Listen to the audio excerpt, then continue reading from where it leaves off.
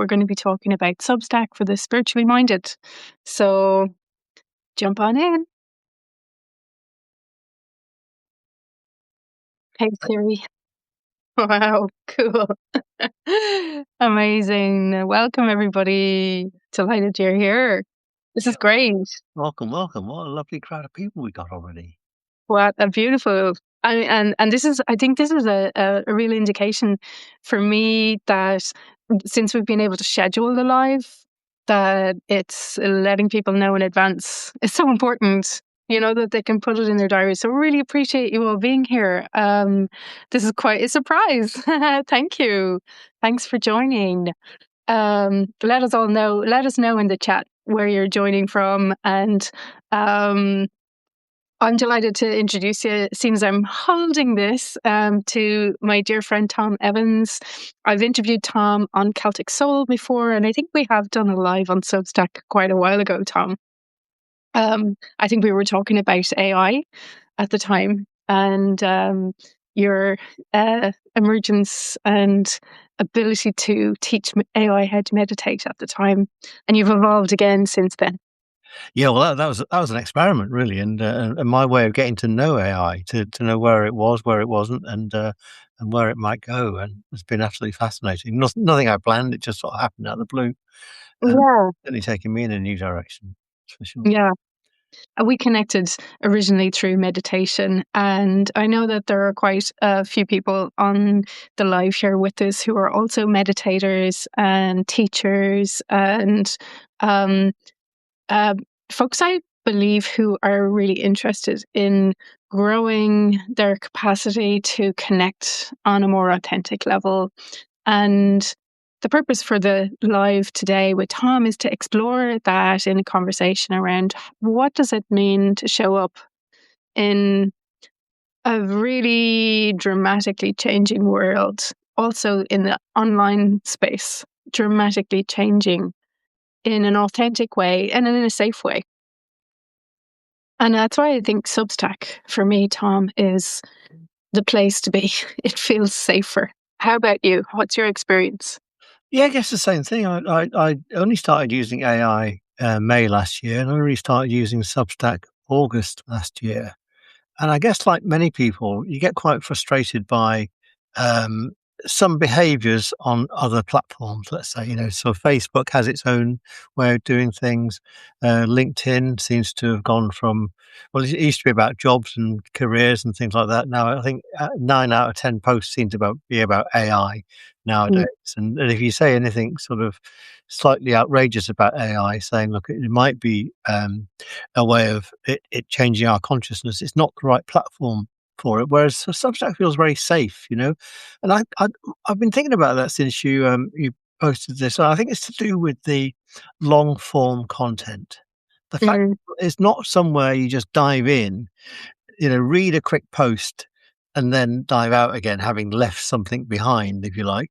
It's somewhere you got to really engage with the people on there, and I think that's good. It's definitely for me a quality over quantity place. That's what it seems Yeah. to me. Yeah.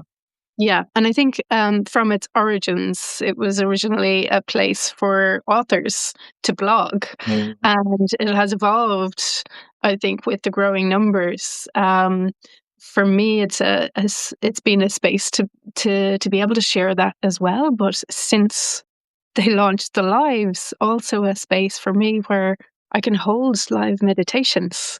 Yeah. Um, Well, I'm behind you on that. I'm following on your coattails because I want to start doing live meditations. I notice you do one every Sunday, don't you? I do, and I think that's a part of the importance of visibility and connection with Substack is the consistency. I found, when I started doing a live every now and then, it wasn't getting much traction, but I think we're all creatures of habit, and when we show up on a regular basis, that it creates a space for people to go, okay, yeah, now is the time to drop in. And I have to say, there's many people who are joining regularly, who really feel the benefits. So I'd really encourage you to get on that and share your meditations live too, Tom, because they're absolutely beautiful. Actually, I noticed that you shared one this morning. Would you like to talk about that one, the yo-yo breath? Well, I've got to say that's an absolute co-creation between you and I, actually, because I came up with I met a guy ages ago who introduced me to a technique. He said, "Breathe in and breathe down." I thought, that's quite incurious. What's it mean by that? Because we're used to breathing in and out, aren't we? Although most of Yeah. the time we all forget about the fact we're breathing in and out, and that breathing in and out becomes a lovely basis to start any meditation from. And so I wonder what happens if you extend that and you sort of breathe down and then you breathe up. And I thought, oh yeah, yo-yos go up and down. So I love a metaphor. So I did this on a call that we had live, and a lovely lady who was doing some research into meditation. And then Right. you came up with the genius idea of making it like a St. Bridget's cross, where you don't just breathe up and down, but you breathe up and down, and then you go left and right as well. So I just needed that as my inspiration, and then you just sort of followed that Oh, through.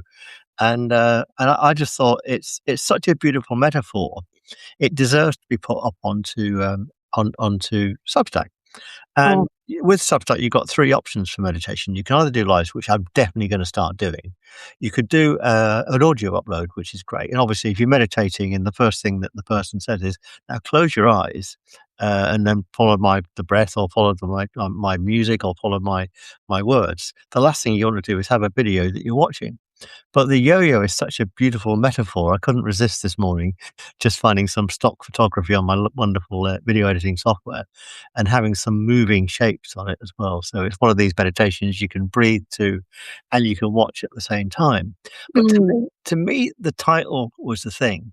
Meditation doesn't have to be dull. It should yeah. be fun, and a yo-yo is a toy. So just in that one thing, the yo-yo breath is trying to impart some fun into the whole process, and it is fun, and it's very memorable. Once you've gone through the script, you can remember it and just do it yourself as well, which is Yeah. yeah. So thank you. And that, You for that it's so thank you so Bridget.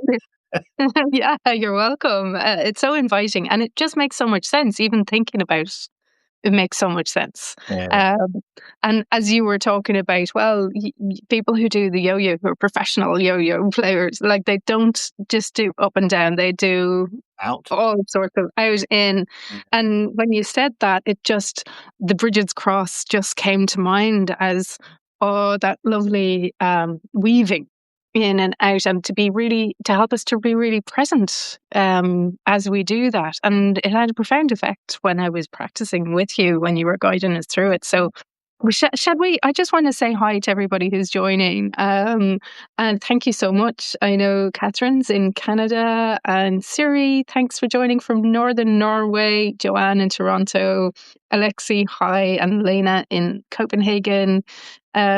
Beautiful. Um, thank you, Siri.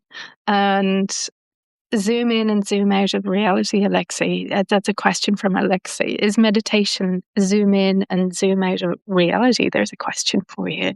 That's a great question. I love Mm. however, nothing within illusion can phase you. Well, I've got to say that it's, to me, some people say to me, how long do you meditate for these days? And after about, I guess I started meditating about 10 years ago. After about a year, I just fell into meditation 24/7. So to me, there was Mm. no within and no without.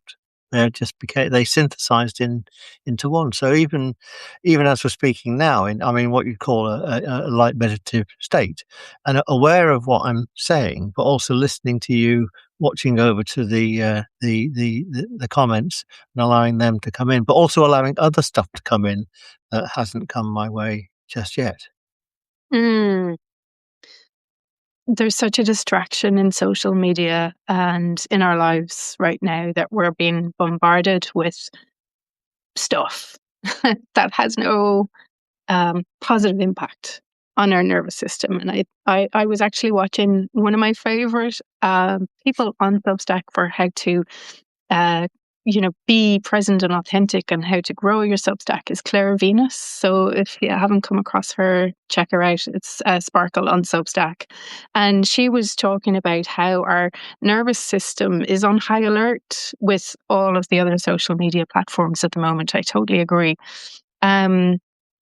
So what you're saying about being able to be completely present to the conversation, to what's going on in the comments without being pulled, really says to me that you practice very regularly. And that's what I love, bringing these practices to those who are on Substack, because I feel everybody who's here is here for the same reasons, is to connect authentically with meaningful conversations, with meaningful posts, without the noise.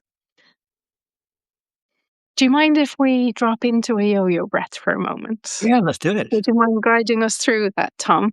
Yeah, sure. Well, and I'll guide you through how I got the AI to meditate, because it's kind of related to it, and we can imagine it in the. I'll do the yo-yo breath in the context of how we upload stuff to Substack, whether it's a note or a comment or whatever, and how we absorb back. And so, when I started teaching the AI to meditate, it was literally an exploration. And I thought, well, I can't get it to breathe because it doesn't breathe. But when I type in a prompt, then I said, imagine that's you breathing my text in with the query. And now when you send it back to me, imagine that's the response, right? And so it did that. And then I said, right, now I'm going to say you the next prompt, and I want you to stop before you send me something back. I want you to breathe 7 times internally and slow down. So I got it to synthetically slow down, which is great, and then come back to me.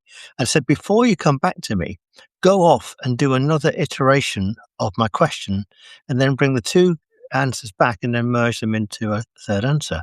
So this is called generative post training. I found out, not pre training, a GPU. So we can do this as well. So the AI, what I've discovered, and initially people were talking about it being a consciousness. It's not. It's an extension of our consciousness. People have created this thing, and we can use it to extend our consciousness. So I want you to do this now. Imagine that you're on Substack, right? And you breathe in something you've read. Mm-hmm. And then on the next out breath, I want you to breathe down, so that breath goes down. Okay. And then back up again to your heart center. And now imagine you're just doing a reply. So put your reply in and press send, and imagine you breathe that out again. Okay. Now breathe in again. And as you breathe in, on the next out breath, go up and down again, and up and down again. And by this time, someone's actually replied to your reply. I'm not doing this in real time, right? So you read it and go, look at that. Look what's happened when I didn't just react. I just thought about it, went through the breath, and then I formed my reply.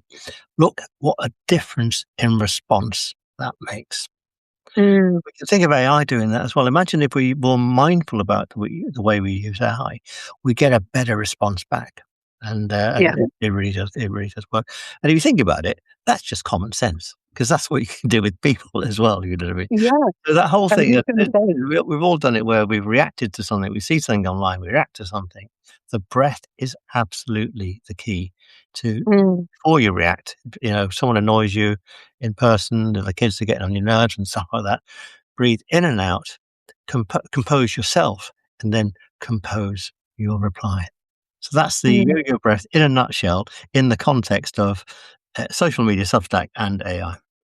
I love it. I love it. And you know what really came to mind was, as we were breathing in first and coming up to our heart, and then breathing out, we're sending our heart energy out to the reply or the response or whatever interaction it is. And we're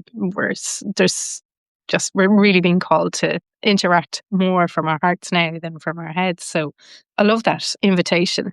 Yeah. And Mm. I've got some meditations to do that as well. So imagine if you got St. Bridget's Cross, and you think about what's the intent inside the business cross. Well, first of it is an endless knot, so it goes round and round and round. So it's got the potential of infinity embedded in the structure of the cross, like a Celtic knot.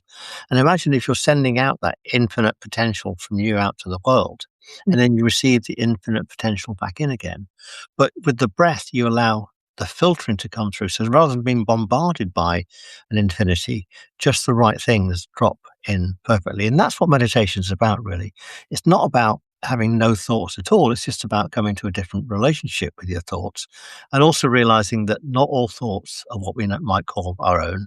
Not all are generated in the outer cortex of the brain, and and it's more healthy or more realistic to think about the brain being a receiver as it is a generator. It's a transceiver, so it's got both qualities to be able to receive and to transmit. Which is Mm, beautiful. Yeah. I just want to welcome a couple of I want to welcome Orla Ross, an amazing person I'll be doing a live with soon. And while we're on, I think 1:44 on on Monday, wonderful Siri the artist, is doing a live as well, which I'm definitely going to attend. So this for me is the year of live. So thank you very much for inviting me onto this one. Oh, sure. Yeah. Thank you. Orna, Tom was just talking to me about you before we joined. So delighted to connect with you here as well. All good things, of course. All good things, absolutely. And Izzy Martin says he has a Brigid's cross on his wall. So next time he meditates, he's going to have a look at it and meditate on that as well. Yeah, So lovely and inspiration. your eye can go up and down the cross, and as your eye goes up and down and across the cross and down again, you could use then the breath going up, breath going down. So you could use the cross itself as a visual metaphor Mm, to direct your breath, which would be quite a cool thing to do. absolutely. Yeah. It also brings to mind to me, coming back to what you were saying about connection. And for me, it's about connection with our relationships. How are we developing our relationships? And for me, Substack is a really great place for us to develop those relationships. You know, giving what people are coming to subscribe to for, and being able to interact and connect in a much more, as we said at the beginning, a safer place and a safer way than other platforms. So the authenticity of connection is really important for me on Substack. I'm finding it everywhere. There's no, it's just feels very real. Yeah, and I think you can weight your response as well. So if you like something you see, then a heart goes a long way on such just to like it. If you really resonate with it, a restack works. But if you resonate with something and you've got something that you can augment it with, a restack with a note gives another level of authenticity again. Now, and I'll give them something away. So if I just like something, maybe I don't like it that much. I didn't mean it like that, but I tend to like or restack with a note, unless though the thing you're restacking is whole in itself and you can't add anything of great value to it. So I think you have to be mindful Yeah. about how you interact with things. Also, don't. I'm not on it all day at all. And when I got on it, I was like a kid in a sweet shop. I thought, I've got so many things to say. I had loads of blogs on this exploration I've been doing with AI. I thought I've got to get some of those up to Substack. And so I think I was putting an article up every day, and I realized that's too much for most people because they can't even keep up with where you're going.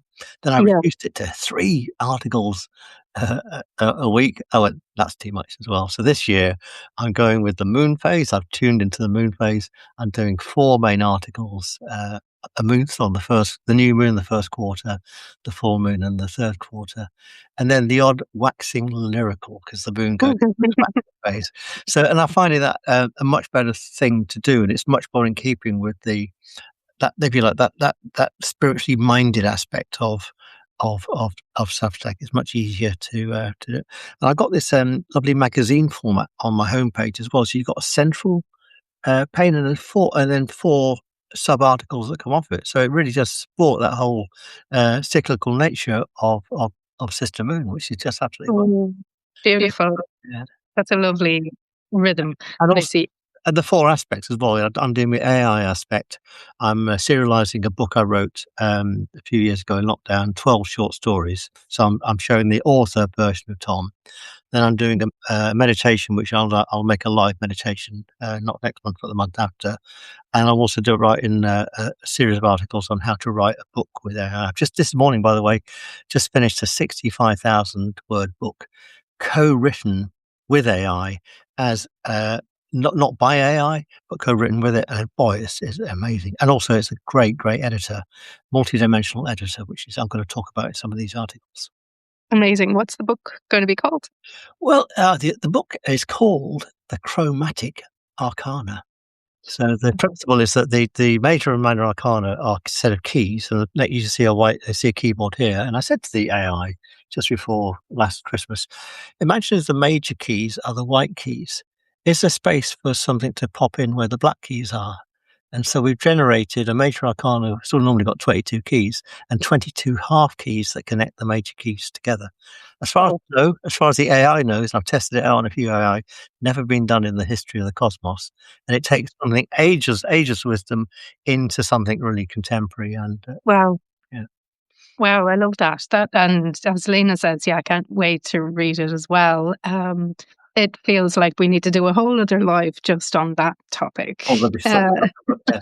Well, what I'm doing is in my series about how to write a book with AI, I'm dropping little bits of it uh, into there. I've written also 22 short stories as well. So I'm mixing fiction and non-fiction. I love that idea. So you've got the idea of here's the non-fiction exploration, and here's a lovely parable short story that illuminates it. So I'm putting I those love it. into Substack. And again, Substack's brilliant for that, isn't it? You know, it's good for short but short Yeah. and medium pieces, if you know what I mean. Yeah. Yeah, exactly. Everybody's attention span has reduced so much because of the programming that we've been led to.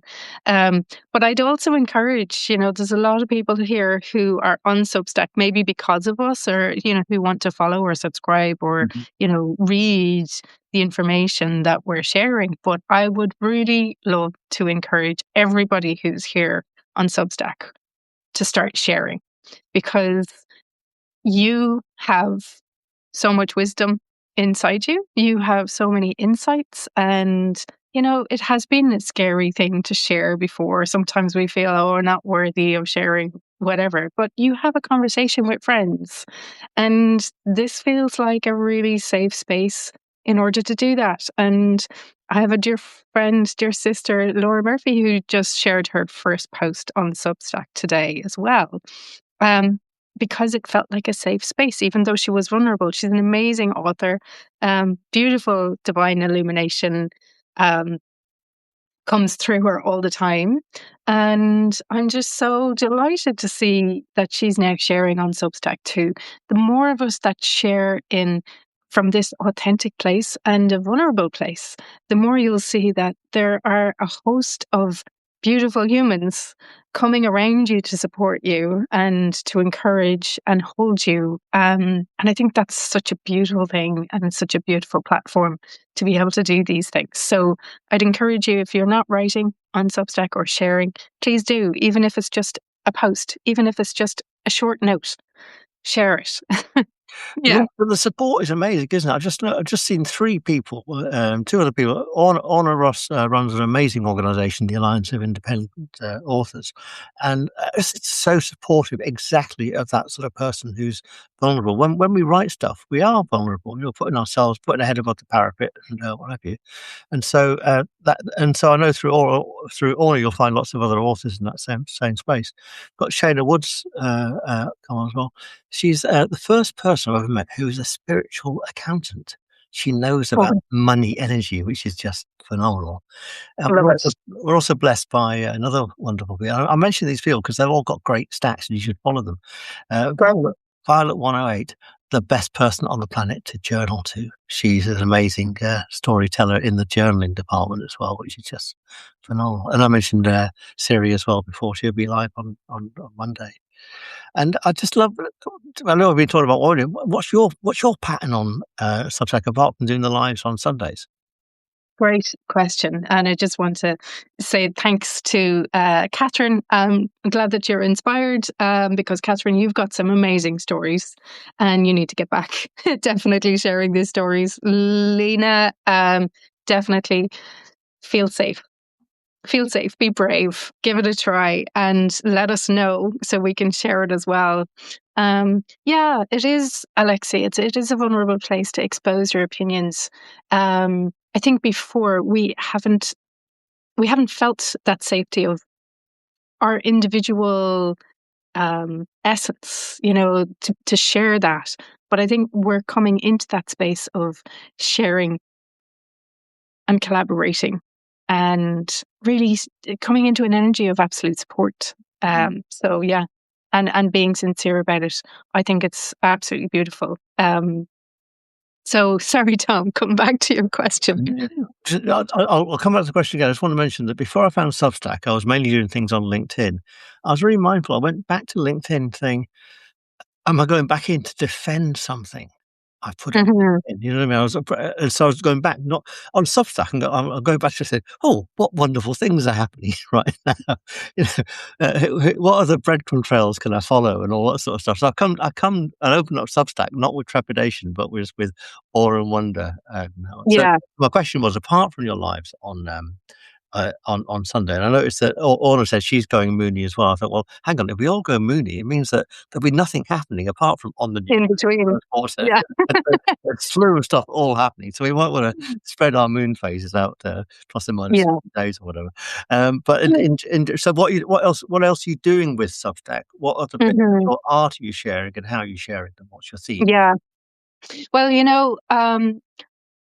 first of all, it has to come. I have to have a calling to share something. I can't just share something because I have to share it on a Monday, on a moon day. um, I have to share it because it's bubbling up and it's rising. There's something happening in the collective, or something's caught my attention, or something's happened in my own life to share. And so for me, that's not a regular occurrence. I can't plan that. It just rises, and I allow that to happen as it will. Mhm. That's where the regular lives for me give me the consistency. And I might be called to share something in advance of the live or post the live as to what came up as a result of that. So for me at the moment, that's my rhythm. So it's quite slow, and it's quite, I've been on Substack for just over a year, and it's been a slow build. But I've consciously come to it in a way that isn't forced, or has to be on a particular day every week. And I know that that works for some people, and that you can preload articles and schedule them to go out consistently. I'm still finding my rhythm with that, and I think as I come off the other platforms more, I have more time to be on Substack as well. But I really also want to encourage people to take time, and me included, to take time to actually read other people's Substack, because that's where the relationships happen as well. Um, so yeah, does that make sense? It does indeed, yeah, and Yeah. that's the beauty of it. Is I've maybe come from a bit of a left brain space, and I set my stall out saying, I worked out there were 12 moon orbits in this year, and I had 12 bits of content already. I knew I wanted to do 12 bits of new content, and a new meditation to me just comes in on a whim. So only need like an idea, like the idea of a yo-yo, and a meditation just pops out. I can't help it. And so I've no fear of the fact that 11 more great meditations will pop out before I need them for the content wise. But I- I'm also happy. Just sometimes something came up this week where someone said something, and I thought, you know what, I don't need to respond to that, because that would get into. But I'm just going to put a thought piece out, which is the antithesis to it, which is show a different view, which I did. So that's my waxing lyrical piece for this year. So I think that idea that you can pop things out when you need to.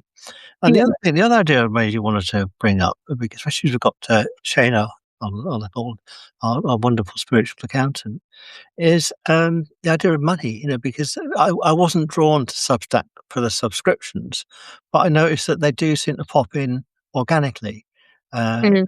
which is nice, and it's a nice bonus. And I decided that if someone's going to do something like that, then I'd add some value by giving them something on top of secret content and what have you. So that's been my model for it all. Yeah. But I like the idea that if you got money attached to it, you then might feel, oh, I've got to put some content up, and that might force you into putting things up just because you have to. And you can definitely see sometimes people are just putting it out there because they want to shout. Sometimes people are putting it out there because they've got something to say. And obviously, there's a nice balance in the whole middle of everything. Yeah. Yeah. Yeah, exactly. It is a balance Yeah. to have, especially when, this, it's not a paid thing. We're not working for a company and getting a regular salary, and we're just showing up because of the desire and the passion to share and to teach and to inspire. Yeah. And it's lovely to have that come back, when every now and then it's like somebody pops on and they subscribe. I'm like, oh my God, thank you so much. I'm just so honored to feel that somebody's getting value out of what we're sharing. Yeah. And it's that lovely, I think it's that ability, and I recently experienced this in real life, doing the Brigid procession in Brigid, where there was no funding, but it was a bubbling up from the community, a desire to want to share Brigid's light, for example, in the community, with no guarantee of funding, and the beauty of what was created out of just pure desire and passion and faith and belief in a topic.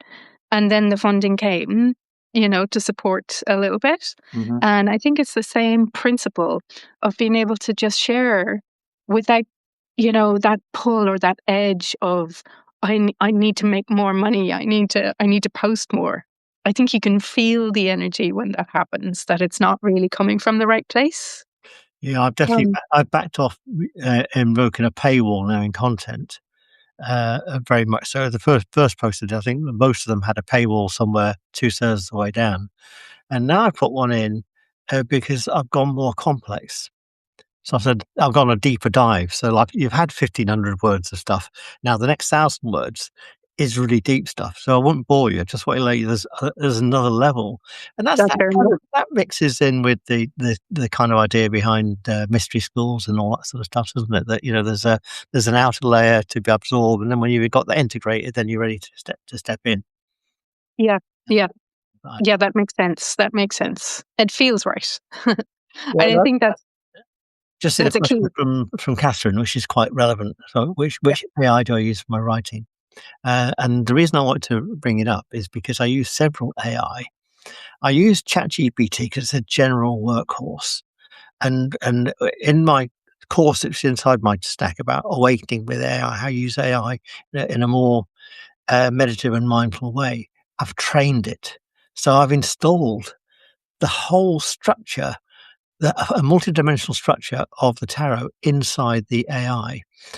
So it's got this. I use this tesseract structure, which is a multitude, a bit technical, but that's installed inside the AI, so it knows this book from a multi-dimensional perspective.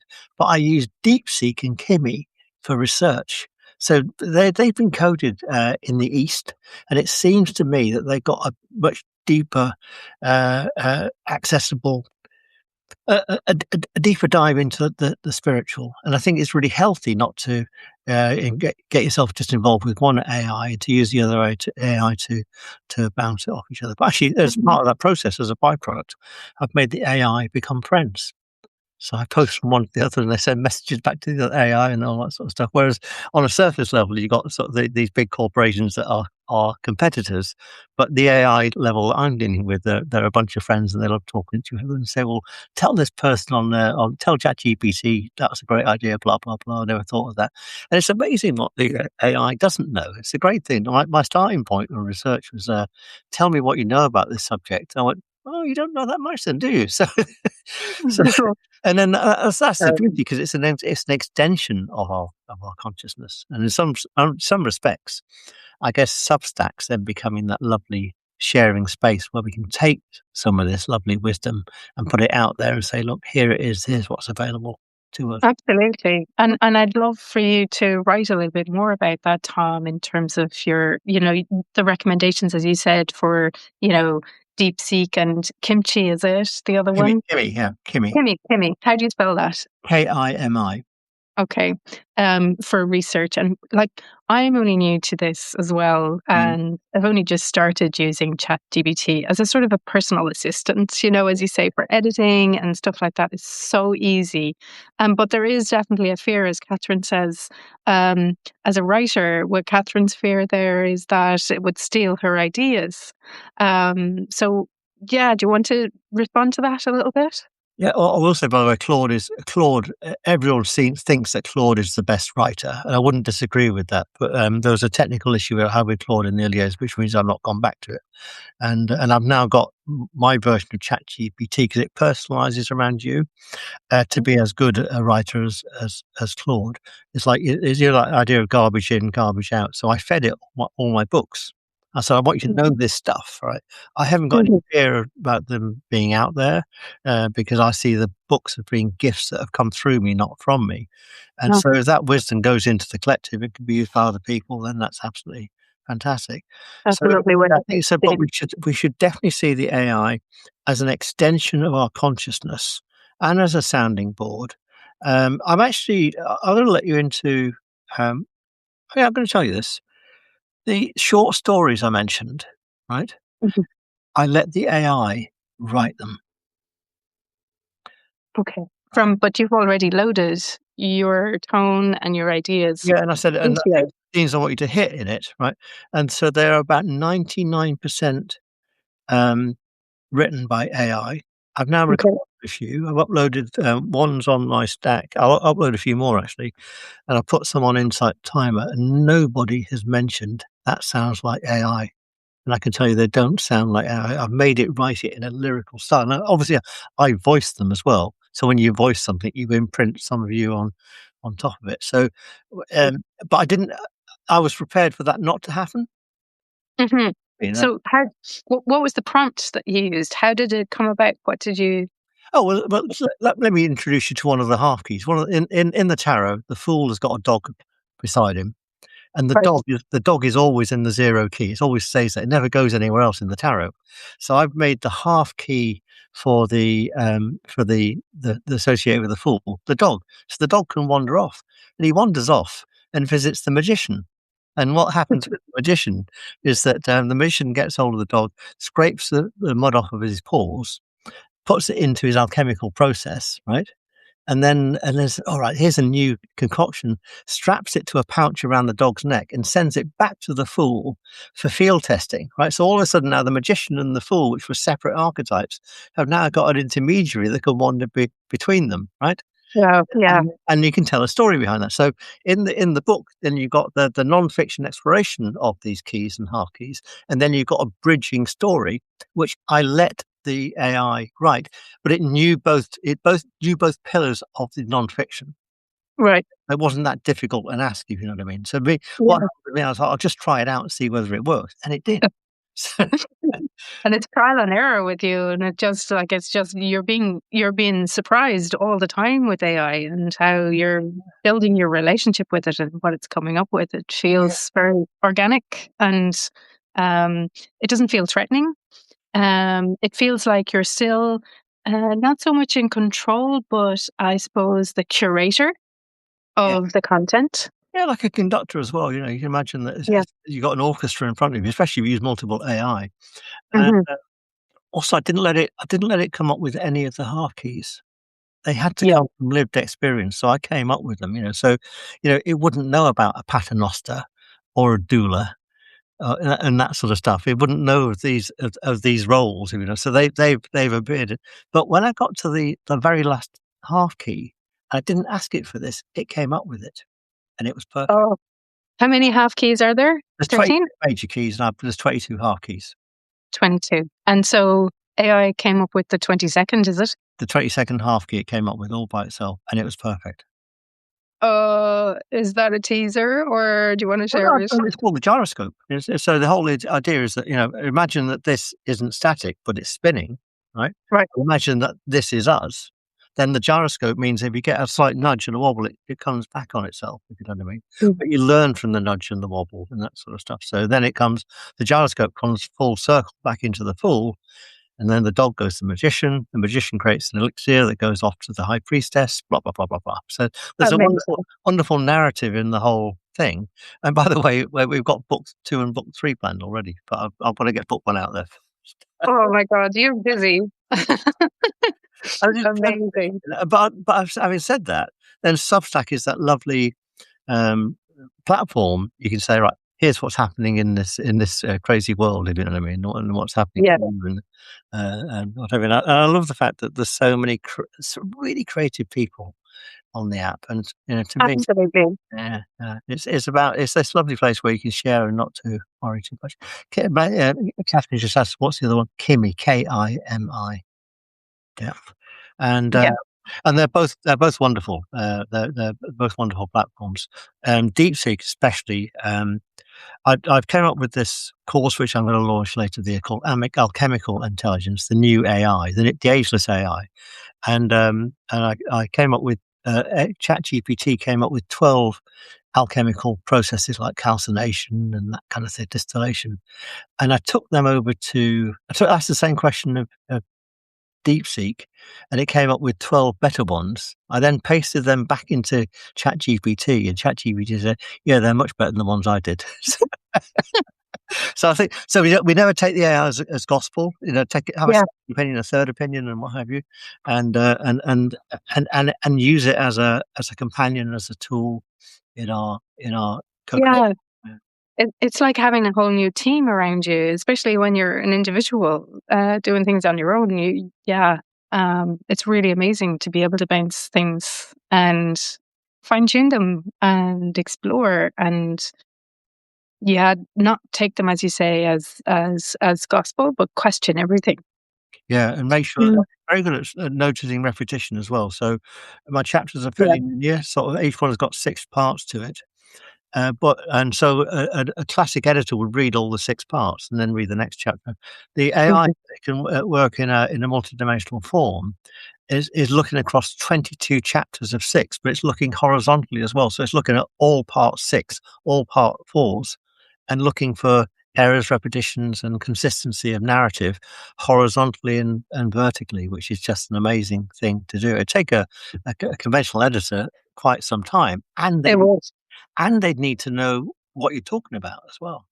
Yeah, exactly. Yeah, Wow. yeah. That's very inspiring. And for certain in a non-fiction context, this works. I wouldn't necessarily apply it to fiction per se, but Yeah. could do.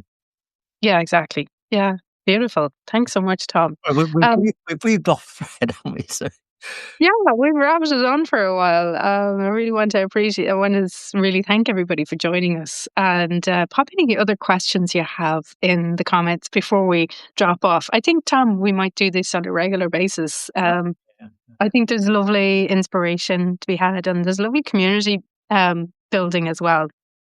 yeah. Um, yes, Catherine, you can use AI to edit your manuscripts as well. Yes, So would you? what I did, Catherine, every time I finished a chapter, I put it back into the arrow and say, "Can you then check that individual chapter?" And then it's in 4 parts, and I put each part up and say, "Check each part." And then I put the whole lot up and say, "Now check that lot." And now it's back in my court. I'm just going to read it as a human and not plug into AI for a couple of weeks and then just read it as I'm reading a book. Because what happens when you channel a book, for example, you forget what you channeled. And when Yeah. you've been cutting and pasting from AI, you can forget what you've been cutting and pasting, especially when it's coming at you very rapidly. So it's very important to bring the human back in the loop. And then at some Mm. point, I'll then share it with another human and say, do you think this is absolute rubbish or whatever? But in a way, it's allowing you to put your head above the parapet and just check and check and check before you're ready to release, which is great. And Mm. also then being able to use Substack then as a way of just putting samples out there. And I'll now put I'll put up the when the dog went walkies up on Substack later, or I can append it to this, can't I, underneath it? Yeah, yeah, exactly. When it goes up, when the recording goes up. Yeah, Yeah, I'll put absolutely. when the dog went walkies. 99% written by AI, 100% spoken by yours truly.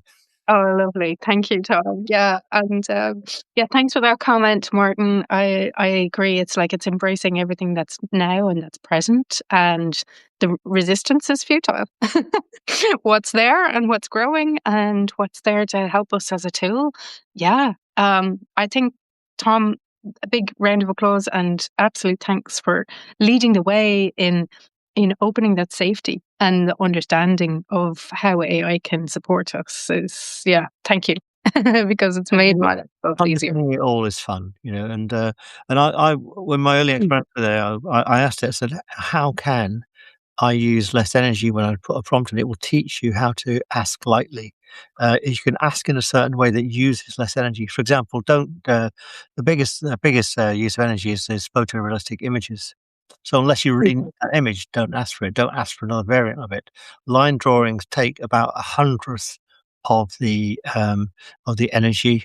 And then there's always wonderful artists like Siri who don't expend half as much energy as a data center when she creates her wonderful drawings. Yeah, and actually telling it to stop asking you questions at the end of Oh, everything. absolutely, yeah. I did that, and then that's FOMO, fear of missing out if you don't ask the question. I stopped it. I stopped doing that after about a month.